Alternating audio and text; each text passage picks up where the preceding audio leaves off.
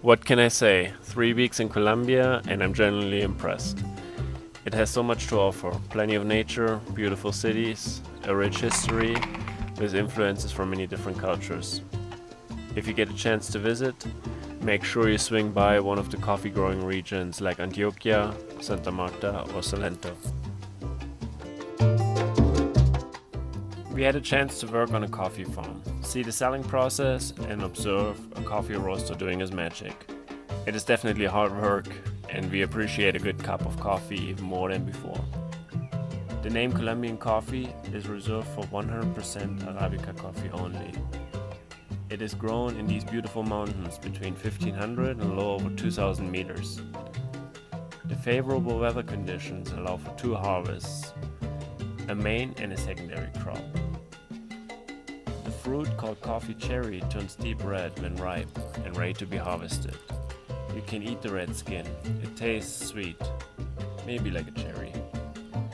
Here in Colombia, they are hand-picked.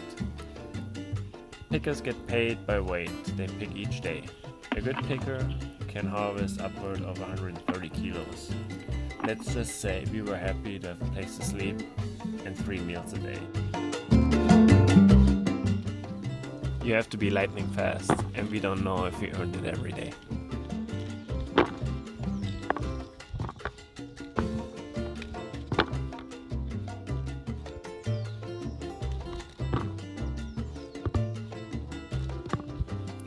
Our Spanish did not improve as much as we hoped.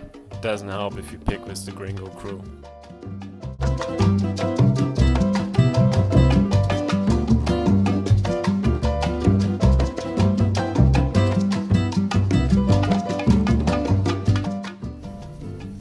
Immediately after the cherries are harvested, processing begins. There are 2 ways, dry and wet processing.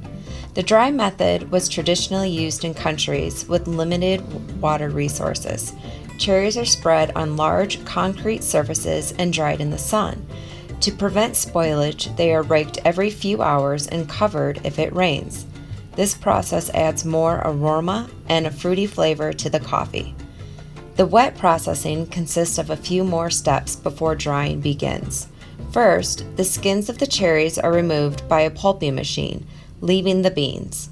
In the next step, the beans pass through water channels where the fermentation is happening and also to separate good from the bad.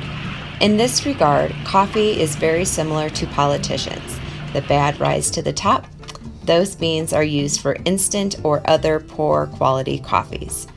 Ripe beans at the bottom are for the good stuff, the one that dreams are made of. The beans are now ready to be spread across concrete surfaces for drying. 11% is the magic number for moisture content in dried beans before they get stored and sold.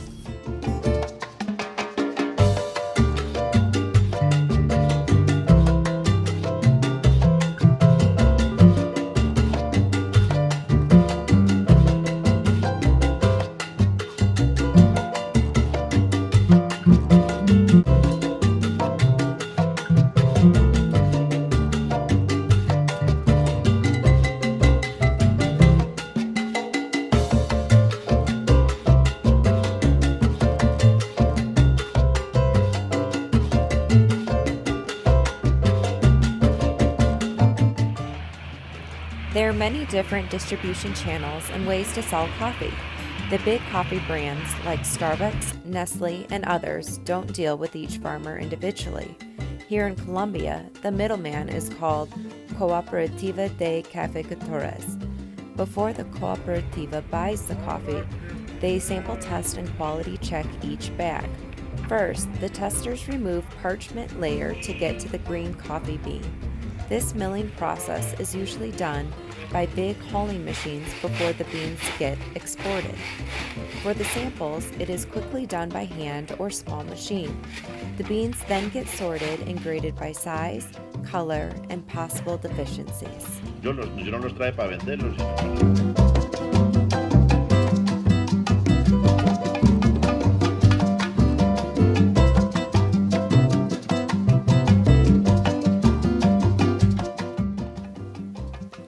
Another sales channel for some forward-thinking coffee farmers is to work directly with roasters and create their own coffee brand. This way of selling requires a good strategy, is more difficult, and takes longer before they can earn money.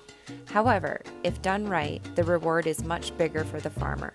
It also creates a very high-quality coffee as fewer entities are involved, and there is a lot of pride if a process and outcome are truly owned.